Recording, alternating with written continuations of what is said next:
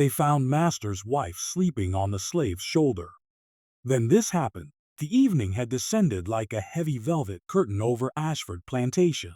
Rain lashed the tall windows of the great house, and lightning split the darkening sky into jagged lines that seemed to pierce the rooms within. Eleanor Ashford, the young mistress of the estate, paced the drawing room in a frenzy of unease. She pressed her hand to the cold glass, watching the storm transform the familiar fields into a blur of water and shadow.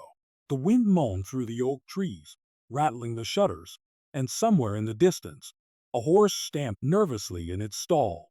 Her husband, Richard Ashford, had been away at his brother's plantation for days, leaving Eleanor alone with the silent echo of the house. He was a cold man, more concerned with ledgers and land than with her, and she felt the oppressive loneliness settle into her bones like the damp chill outside. She wrapped her shawl tighter around her shoulders, though the fire had been stoked hours ago, and wandered toward the study to distract herself with books she had learned to love in secret. But the storm brought more than just restlessness. A crash of thunder rattled the walls, and a sudden cry from the servant quarters set Eleanor's heart racing. Someone, was outside, struggling with the wind. Without thinking, she grabbed her lantern and hurried toward the source, her skirts heavy with rain. It was Samuel, the young house slave who had grown up in Ashford's employ. He was a man of sharp eyes and quiet strength, no older than 20, with a lithe body hardened from years of labor in the fields and kitchens.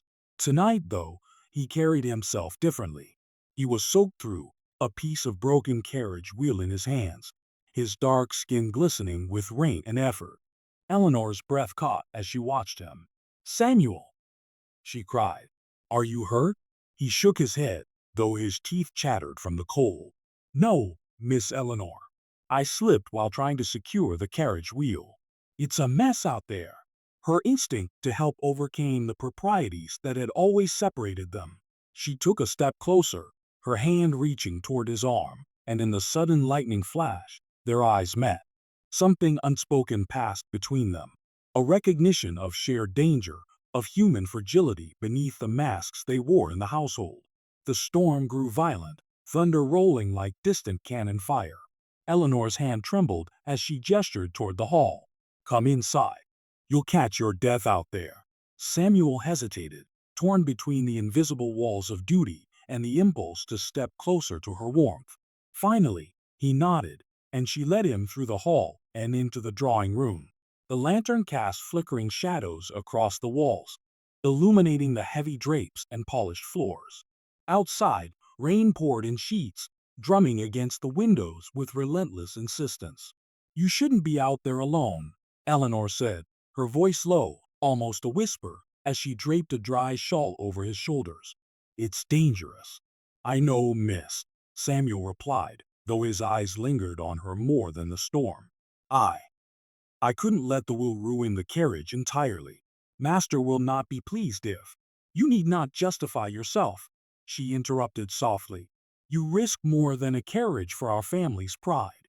Her words held an unfamiliar warmth, and for a moment, the barriers between them, age, class, fear, seemed suspended. A crack of lightning lit the room again, and Samuel flinched. Eleanor instinctively reached out to steady him, her fingers brushing against his arm. Neither withdrew immediately. The air between them thickened, charged with something neither dared to name. They spoke little after that. Eleanor returned to the fire, Samuel to a chair by the hearth, both pretending that nothing had shifted.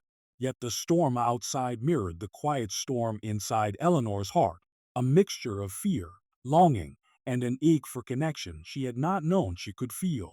Hours passed. The wind howled. The candle burned low, flickering shadows across Samuel's face as he stared into the flames. Eleanor found herself stealing glances at him when she thought he was not looking. The young man who had always been a fixture in the household, obedient, invisible even, now seemed different, alive in a way that called to something deep within her. At one point, a clap of thunder shook the house, and Eleanor gasped, rising to steady herself. Samuel, instinctively, reached out a hand, not to touch, but to hover near her elbow. She looked at him, startled, and he looked away quickly, his jaw tight with restraint. "You should rest," she murmured, though her own hands trembled. Yes, miss," he said softly. But as he tried to rise, the chair slipped, and he fell forward, his head catching the side of the table. Eleanor shrieked, moving to his side, and in the darkness, in the shadow of the storm, she found herself pressed close to him. He steadied her as much as she steadied him, their breaths mingling in the lantern-lighted room. For a moment, the world outside ceased to exist. There was only the storm, the fire, the closeness that neither dared to name, and the unspoken acknowledgement that their lives were intertwined in ways that danger and circumstance alone had made possible. Then, the sudden sound of footsteps in the hall, a footman returning to secure the windows, shattered the fragile bubble. Eleanor and Samuel separated quickly, almost too neatly, and the moment was gone, leaving behind a tension that neither could shake. As she returned to her chamber that night, Eleanor's thoughts swirled with confusion. She had known desire, yes, but also a moral certainty that she could not act upon it. And yet, Samuel's presence lingered in her mind, a constant, insistent whisper that the world she had known, controlled, ordered, and suffocating, was not the only one she could inhabit. Samuel, meanwhile, sat by the dying fire, staring at the shadows, feeling the warmth of her hand still on his arm. He had served faithfully, obeyed silently, and avoided entanglements that could cost him his life. And yet, for the first time, he understood that danger could also carry the most fragile spark of human connection. Outside, the storm raged, unrelenting, as if the heavens themselves had conspired to bring them together for this single, stolen night. Neither spoke, neither moved, yet both knew that everything had changed. And somewhere deep in the darkness, Eleanor whispered to herself, trembling, "Samuel, what have we begun?" The wind howled, the lightning struck again, and the night held its breath. Days passed after the storm, yet Eleanor could not shake the memory of that night. Rain still clung to the edges of her window panes, and every flicker of lightning made her pulse quicken as if the storm had never truly left. In the kitchen, in the garden, even in her own chamber, Samuel's presence hovered in her thoughts. She felt a strange awareness of him in every corner of the house, as if he were a shadow moving just beyond her gaze, silent and steady. For Samuel, the storm had left a weight he had not anticipated. He had navigated countless dangers before: field labor, overseer wrath, the cruelty of Richard Ashford. But the intensity of Eleanor's presence unsettled him in ways he could not name. He moved through his daily duties with meticulous care, avoiding unnecessary attention. Yet every time he caught sight of her in passing, a spark of anxiety and curiosity stirred in his chest. Their next encounter was accidental, yet deliberate fate seemed to have its hand in it. Eleanor had decided, despite her trepidation, to take a late walk in the garden. The day had been mercilessly hot, and the air after the rain was heavy, damp, and fragrant with wet earth. She wrapped a light shawl over her shoulders and walked along the path between the rose bushes, ignoring the servants' warnings to remain inside until the heat passed. Samuel was tending the garden, his hands dirt-streaked from uprooting weeds and checking the soil. The scent of wet earth clung to him, mingling with the faint odor of sweat from his labor. Eleanor froze, startled that he had not noticed her approach. "Samuel," she called softly, trying to keep her voice steady. He turned sharply, almost startled, then bowed his head. "Miss Eleanor," he said, brushing soil from his palms. His gaze lingered on her for a moment longer than necessary, betraying the tension he carefully hid. I didn't mean to startle you," she said, stepping closer. The dampness of the garden made her skirts cling to her legs, and the sunlight filtering through the oaks highlighted her pale skin, her hair damp from the lingering drizzle. "You did not," he said. And then, after a pause, his voice softened. "I am glad you walked here today. The roses, they require care." She allowed herself to smile, though her heart fluttered as if the slightest movement might betray the storm inside her chest. "Yes. I suppose I find peace among the flowers, though the house is stifling." They worked in silence for a while, Eleanor watering a patch of marigolds, Samuel adjusting the soil beneath a young sapling. The quiet was not empty. It was filled with the tension of unspoken thoughts, of glances that dared not linger too long, of hands brushing accidentally as they reached for the same spade or watering can. A sudden crack of thunder startled them both. Eleanor gasped, stepping back, and Samuel instinctively moved closer, his hand hovering near her elbow. She felt it, but did not flinch. Their proximity was electric, yet both were keenly aware of the danger surrounding them. Any glance too long, any whispered word, and the world might descend upon them. "You must be careful," Eleanor said quietly. Master Richard, he would never forgive such distractions. "I am aware, Miss Eleanor," Samuel replied, his voice firm but with a trace of vulnerability. "I would never risk you, or myself, without reason." She nodded, understanding the weight of his words. And yet, she longed for these stolen moments, for the shared silence and subtle touches that seemed to defy the world outside the garden walls. As they worked side by side, a sudden shadow fell across the path. The overseer, a harsh man named Callahan, appeared, his eyes narrowing as he surveyed the pair. Eleanor's pulse quickened. She stepped back instinctively, her heart pounding as she realized how close they had come to being caught. "Miss Eleanor," Callahan barked, "the garden is no place for idle wandering. And Samuel, why are you not in the fields?" Eleanor swallowed, struggling to find composure.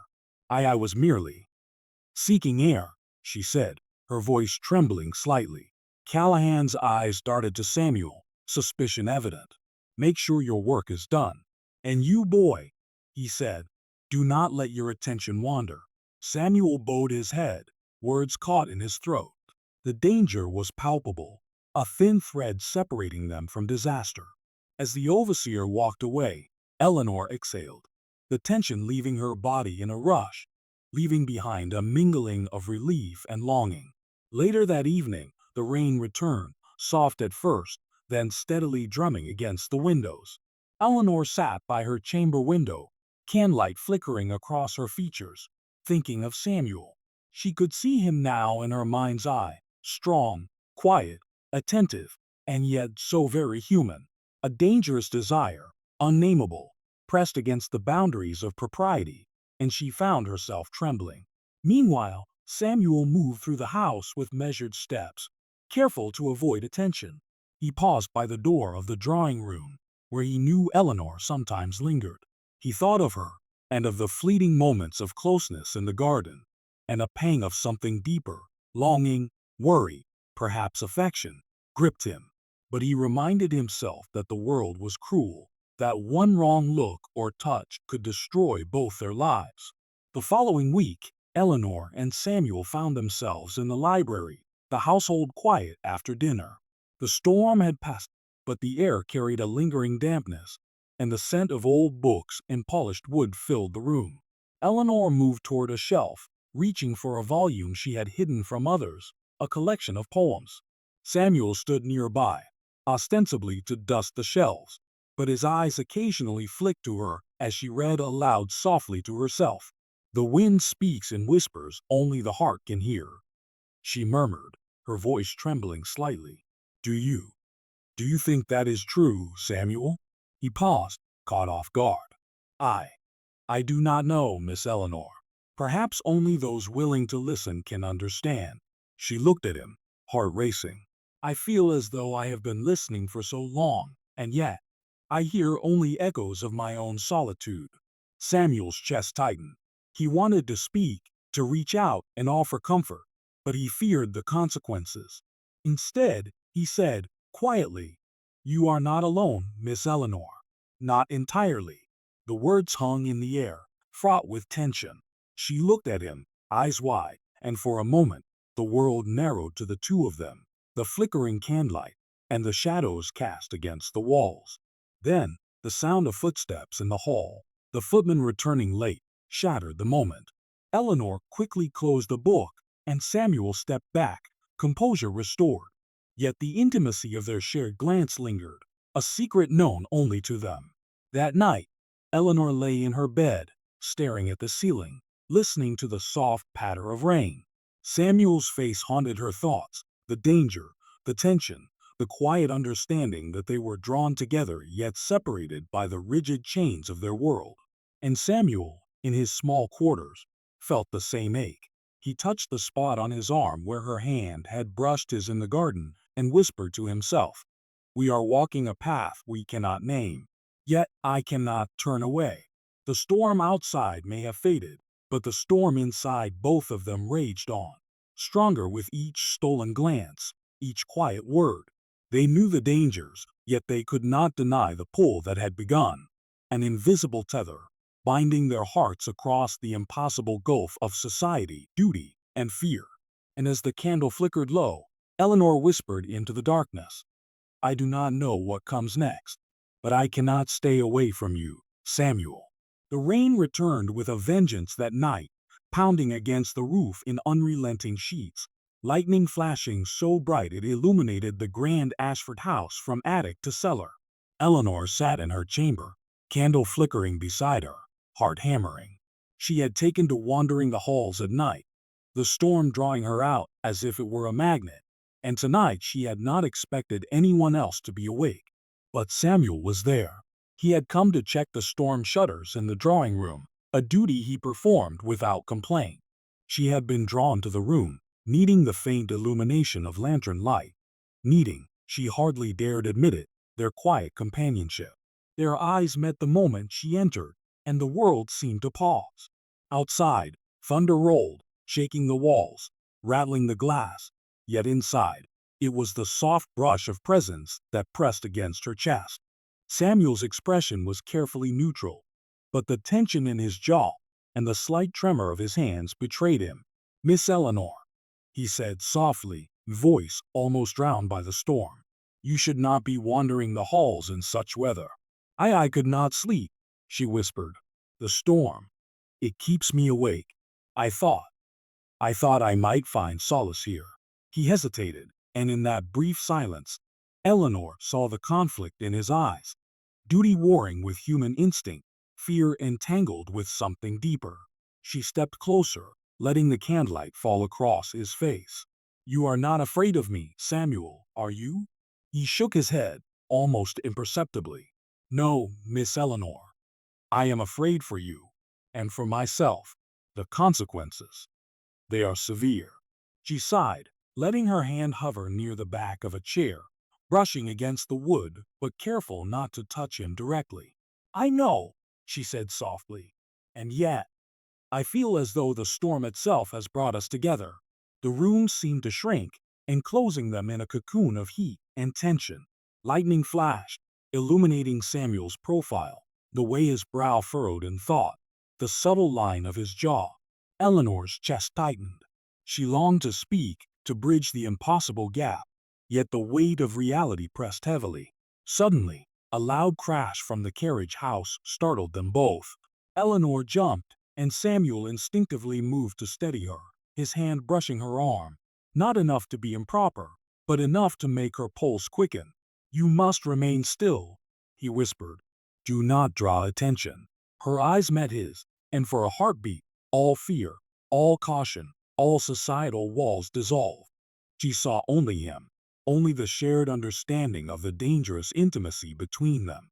They moved to the drawing room, both cautious, both aware that the household was alive even in the dead of night.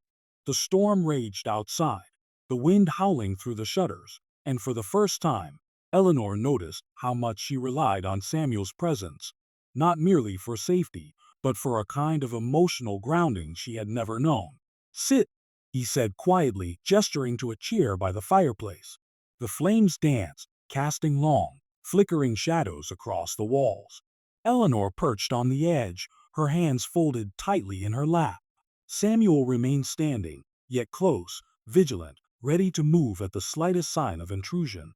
"I cannot stop thinking about you," she murmured, voice barely above the storm. "Even when I know I must." Samuel's chest tightened, and he looked away, out the window, watching the rain. "I feel the same, Miss Eleanor," he admitted, voice low. "But I have a duty to survive, to serve, to protect, to live. Her hand brushed accidentally against his sleeve as she shifted. Neither pulled away immediately. The contact was electric, fleeting, but it left both trembling.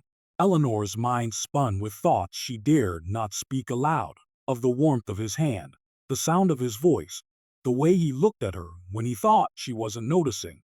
Minutes passed like hours, the storm outside a backdrop to the quiet tension between them. Then, a sudden noise, a door creaking in the hall, made them both freeze. Eleanor's heart leapt into her throat. Samuel moved instinctively, positioning himself between her and the doorway, eyes darting to the shadows. "Go back to your room," he whispered urgently. "I will handle this." But before she could move, the door opened, revealing a figure cloaked in darkness, the young maid, jealous and ever watchful, who had often cast wary eyes upon Eleanor's unusual attention toward Samuel. Her gasp was sharp. "Mistress Samuel."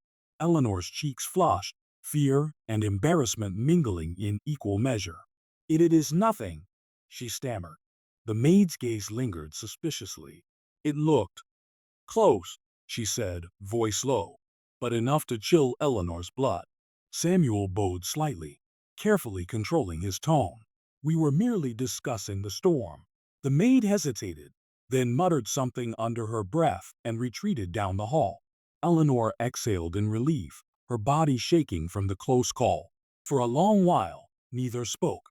Eleanor finally whispered, "Samuel, we cannot let this be seen again. The risks, they are too great." He nodded, his hand finally brushing against the back of the chair as if to reassure both of them. "I know," he said quietly, "but the storm it brings out truths we cannot ignore." Eleanor felt tears prick her eyes. "Truths we dare not name," she whispered. And yet, despite the danger, despite the fear of discovery, something had shifted irreversibly. The stolen glance, the brush of hands, the quiet words in the candlelight, all of it bound them together, a fragile connection forged in the fire of circumstance and peril. Outside, the storm finally began to subside, leaving the world wet, heavy, and quiet. But inside the Ashford house, Eleanor and Samuel sat in tense, charged silence, aware that the walls between them had been crossed, even if only in thought and in small, fleeting contact. Eleanor finally rose, whispering a farewell that trembled in the candlelight. Samuel watched her retreat to her chamber, every step echoing in his chest. For the first time, he allowed himself a small, private sigh, acknowledging the dangerous truth. They were drawn together, and the pull was stronger than any fear or social law. The night ended with both of them alone, yet profoundly aware that nothing could ever be the same. Every glance, every word, every storm henceforth would carry the weight of what had begun tonight. And as Eleanor lay in bed, listening to the last drops of rain on the roof, she whispered into the dark, "Samuel, we are bound now, whether we choose it or not." The heat of late summer pressed against Ashford Plantation like a living thing, suffocating yet intoxicating in its intensity. Eleanor had begun to avoid the sun-drenched hours, claiming to her household that she needed to rest or read, while in truth she wandered under the cover of dusk. The fields glimmered wet with the afternoon drizzle, and the oaks cast long, shifting shadows, concealing her movements from prying eyes. That evening, she slipped from the house with quiet, careful steps, her shawl wrapped tightly around her shoulders. Samuel was already waiting near the edge of the woods, as if he had anticipated her presence. Their eyes met, and for a fleeting moment, the world beyond the trees, the overseer, the household, the ever-watchful servants, did not exist. "You should not be here," Samuel whispered, the tension in his voice palpable. The fading light caught the damp strands of hair clinging to his face, the muscles of his shoulders outlined against the darkening sky. "I cannot remain inside," Eleanor admitted. I must see you, Samuel. The house. It is empty, but I feel suffocated." He studied her, weighing the risk, the fear, and the pull between them. Finally, he nodded and led her across the field, the tall grasses brushing against their legs, soaking their shoes and skirts. Thunder muttered in the distance, low and threatening, while the moon emerged briefly through heavy clouds, casting silver light over the landscape. They reached a small, forgotten path leading to the wine cellar, a place seldom visited at night, hidden behind thick ivy and the remnants of a shuttered side entrance. Samuel pushed the door open, careful to keep the sound minimal, and Eleanor followed, her heart hammering in her chest. The candle she carried cast dancing shadows across the stone walls and barrels, the musty scent of old wine filling the air. "You are brave to come here," Samuel said softly, a note of admiration threading his tone. "Too brave, perhaps." "I am tired of fear," Eleanor whispered. "Tired of obeying rules that seem empty, and tired of being alone." They stood close, the dim candlelight flickering across their faces. Eleanor felt the warmth of Samuel's presence, the solidity of his shoulders, and the quiet strength that had become a constant in her life. For the first time, she dared to speak aloud what she had only felt in stolen glances. I cannot stop thinking of you," she admitted, voice trembling. Samuel's chest tightened. He had rehearsed what he might say in his mind countless times, yet nothing had prepared him for the weight of her words in the quiet cellar. "Miss Eleanor, you must remember the danger. If anyone—" "I know," she interrupted, her hand trembling as she reached toward him, almost touching his sleeve. "But I cannot turn away. Not tonight." The crash of thunder shook the cellar walls, making them both startle. Eleanor laughed softly, a nervous, trembling sound, and Samuel allowed himself a small smile. They moved closer, not touching inappropriately, but close enough that their breaths mingled, and their shoulders brushed. "I fear being caught," Eleanor murmured. "Yet I also fear leaving." Samuel nodded. "We are bound by something neither of us can name. We must be careful, yes, but we cannot deny the connection." Hours passed in quiet conversation, the storm outside drumming its rhythm across the roof. They spoke of small things, the weather, books Eleanor had read in secret, the dreams Samuel harbored for freedom, and yet every word carried an unspoken weight, a desire, a longing tempered by fear. At one point, Eleanor, overcome by exhaustion, sank onto a barrel, leaning back against the cool stone. Samuel, ever vigilant, remained nearby, watching, ensuring no sound of their presence would betray them. She closed her eyes for a moment, and Samuel, without realizing, found himself holding her gently as she slumped slightly. The warmth of her head against his shoulder startled them both, a fragile intimacy that made the danger sharper, yet the moment sweeter.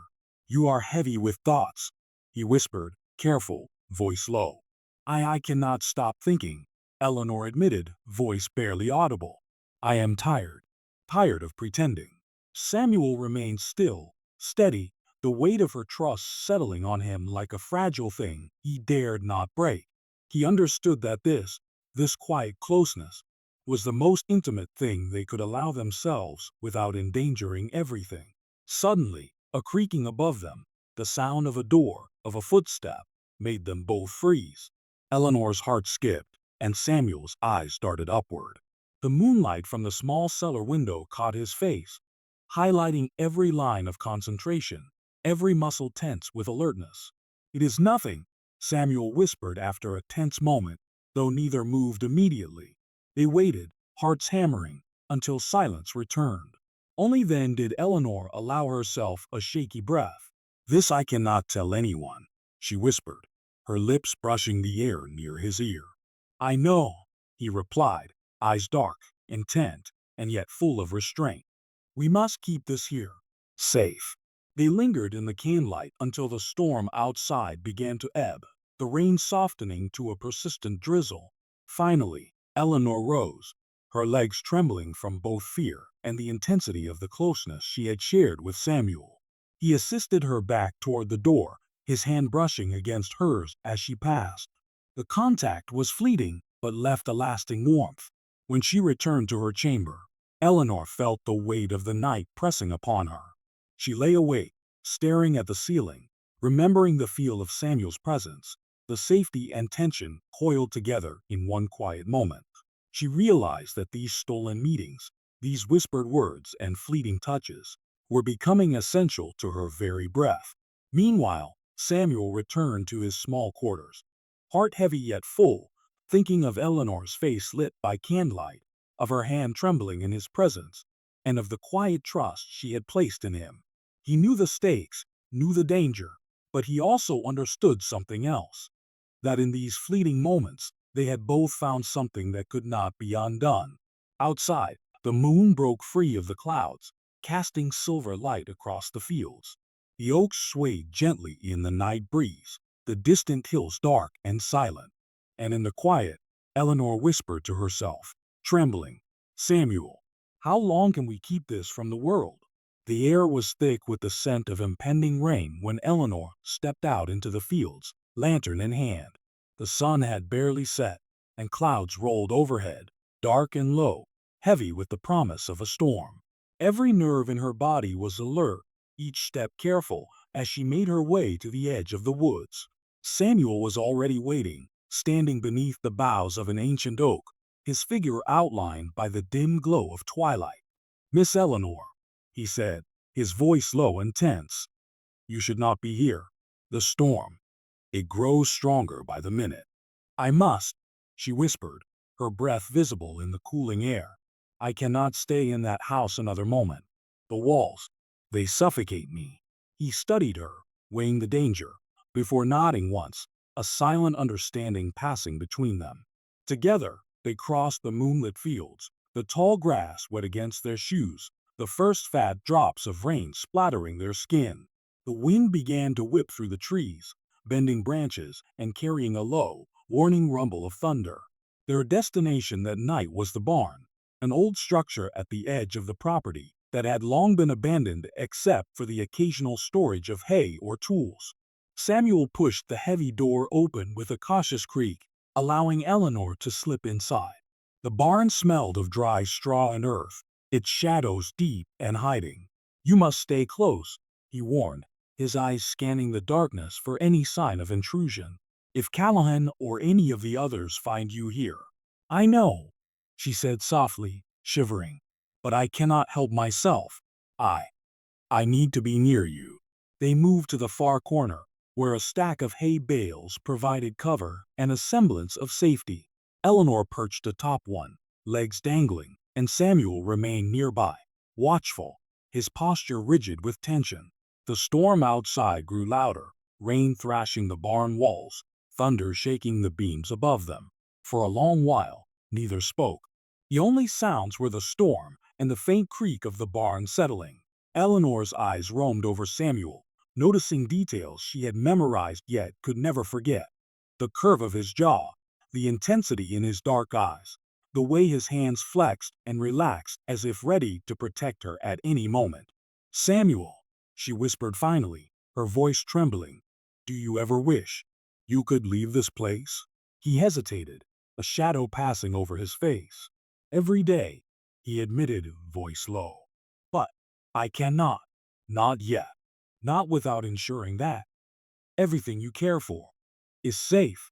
Her hand brushed the edge of the hay bale, and the small motion caused Samuel to shift closer, instinctively positioning himself as a shield between her and the unseen dangers outside.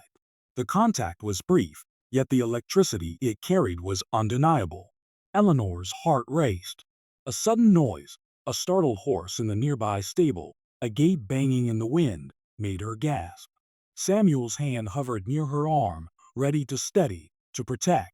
Their proximity pressed against the boundaries of propriety, and Eleanor felt a rush of awareness of every line, every shadow, every heartbeat between them. "We cannot linger too long," Samuel said finally, his voice quiet but firm. "The storm is one thing, the household is another." "I know," she replied, leaning forward slightly. "But these moments, they feel essential." As the night pressed on, the storm intensified. Rain pelted the tin roof, and the wind howled through the gaps in the barn. Lightning flashed, briefly illuminating Eleanor's pale face, the wet strands of hair clinging to her cheeks. She shivered, and Samuel, instinctively, draped his coat over her shoulders, careful not to draw attention.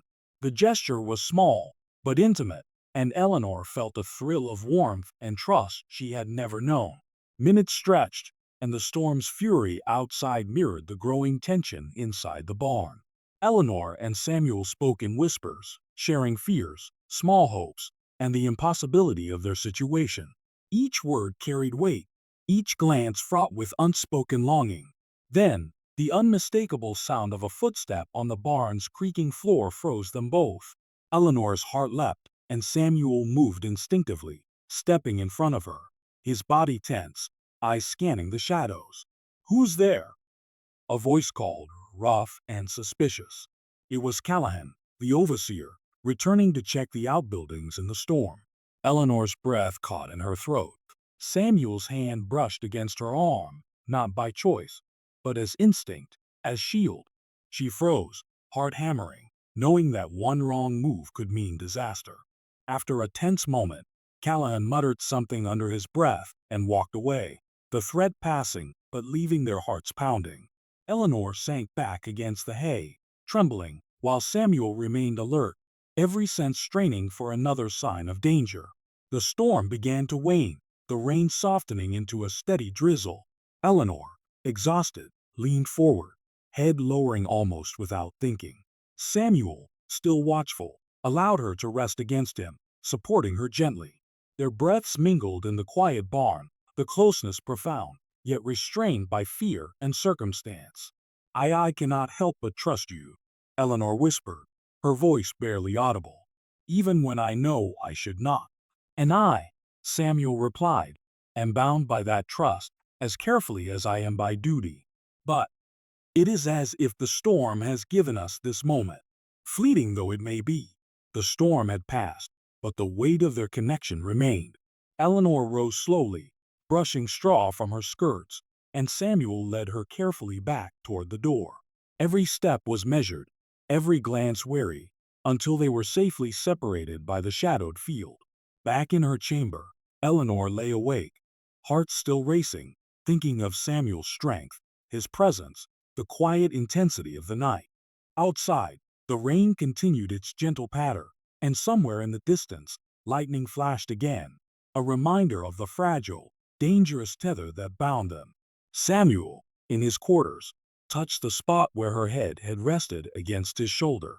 He closed his eyes, knowing that every stolen moment heightened the risk, yet also deepened a bond that neither could ignore. And as dawn approached, casting a pale gray light over the Ashford estate, both Eleanor and Samuel knew with a sharp certainty. The storm had changed everything. Their connection, forged in fear, whispered words, and the quiet violence of a tempest, could no longer be ignored. The danger was greater than ever, and yet neither could turn away.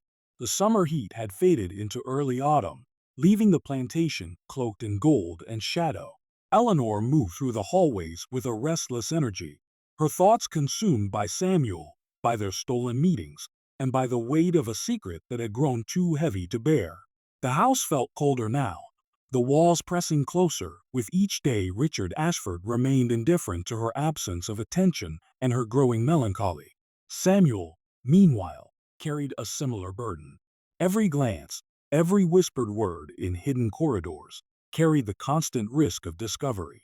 The overseer's suspicions had begun to sharpen.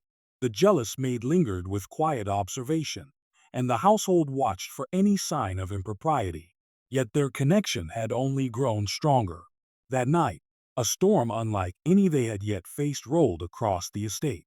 Wind tore through the oak trees, rain fell in sheets, and lightning split the sky in jagged brilliance.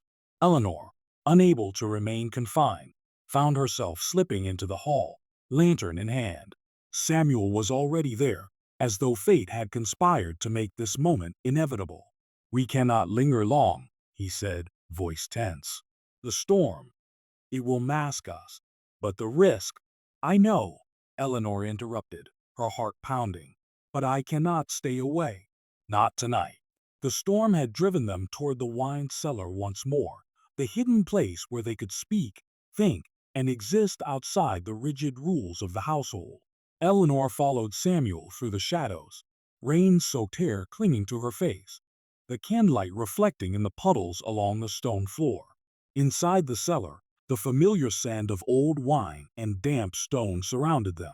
Eleanor sank onto a barrel, exhausted from the storm and her own restless anticipation. Samuel remained close, vigilant, yet there was a gentleness in his presence that anchored her in ways nothing else could. "I cannot bear this," Eleanor whispered. "Every day, every hour. I think of you. I fear the world, yet I cannot stop thinking of you." Samuel's eyes softened. "And I feel the same. But we are bound by circumstance. We must be careful. If anyone—" A sudden crash of the shutter above them, a sound of movement, made them both freeze. Hard hammering, Eleanor leaned into Samuel, her head brushing his shoulder. He stiffened for an instant, then allowed her the brief comfort of his presence, shielding her from whatever danger might be near.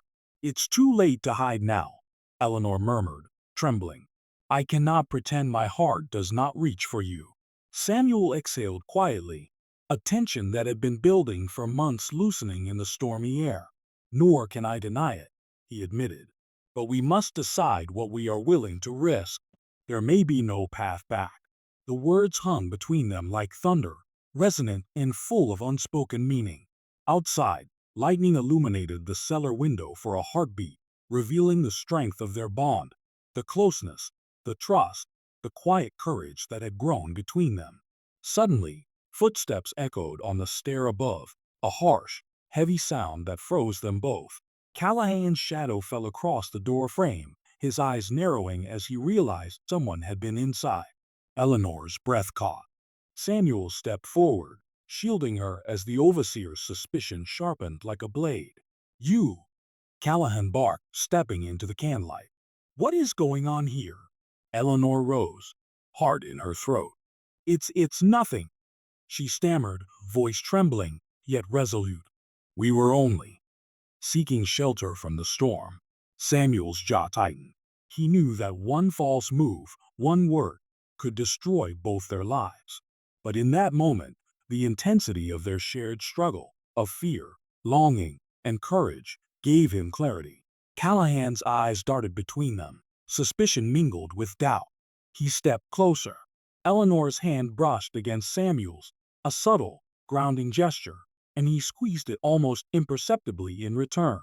Then, as if the heavens themselves intervened, a sudden flash of lightning struck nearby, followed by a roll of thunder so violent it shook the cellar walls.